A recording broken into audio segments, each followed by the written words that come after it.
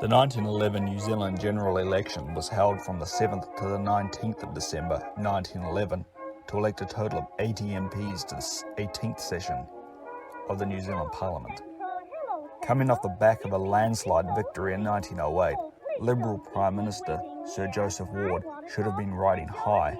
However, this wasn't to be, as the many problems that plagued his short pre-election tenure were back with a vengeance.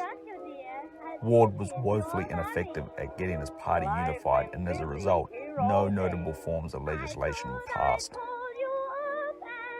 The Liberal Party's two main support bases, the left-leaning urban workers and conservative small farmers, were increasingly at odds, and Ward lacked any coherent strategy to solve the problem.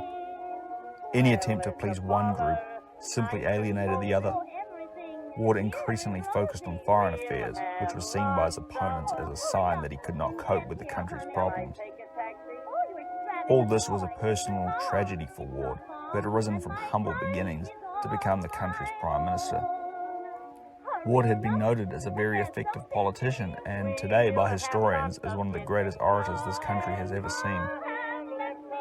Government's undertaking of spending big on defence, like the building of the HMS New Zealand, and the large public works developments, had caused the country to take on a sizable amount of debt.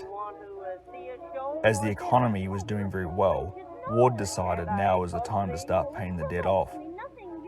The Liberals raised taxes on farmers and wealthier citizens who resided in the suburbs.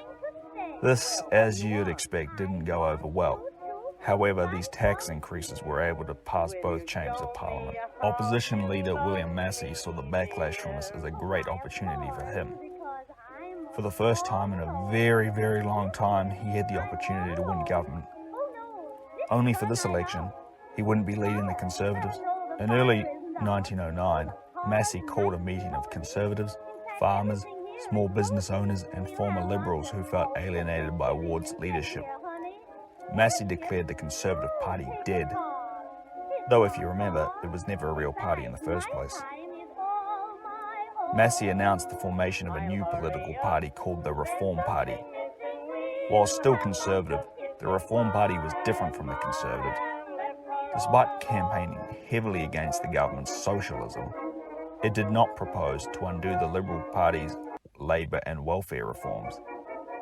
The party shifted its focus from being the party of wealthy land barons to less wealthy farmers and suburban voters.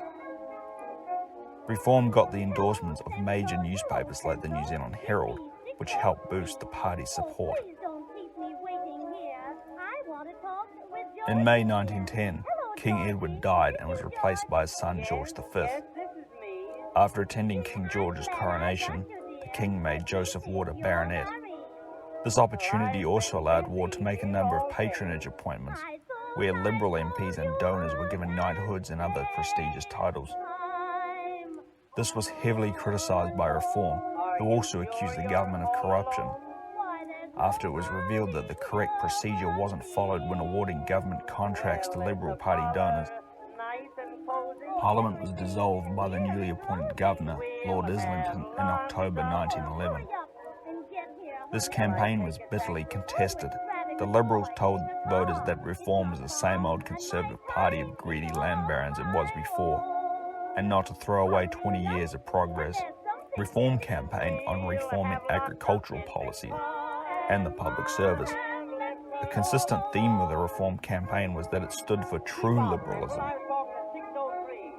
The Independent Labour League campaigned on socialist ideals like greater worker rights.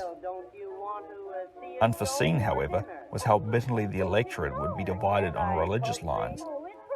Ward, an Irish Catholic, and Massey, an Irish Protestant, used religion to galvanise supporters and decry the other leader. Without accurate polling, going into election day, no one was sure who would win. And the winner was? Okay, this one took a while. After weeks of counting and the results tallied, Ward and the Liberals had won the popular vote with 34.23%. However, they lost their majority in the House of Representatives, losing 17 seats to hold only 33 seats. The Liberals didn't even come first in the seat count either. farmers and suburban voters flocked to reform in a result that shocked the Liberals. William Massey in Reform won 33.37% of the vote and 37 out of the 80 seats in the House of Representatives. However, they won only a plurality, not a majority of seats. Independent Labour, led by Alfred Hinsmarsh, won 4 seats and other independents won 6. Despite the terrible result, Ward showed his political skill and diplomacy by successfully getting the 6 independents, including the MP for the rural seat of Kaipara, Gordon Coates, to support the Liberals on confidence and supply. Remember the name Gordon Coates, as he'll have a bigger part to play later. The question on everyone's minds, however, post-election, was, would this government last? To find out, come back next time for the election of 1914.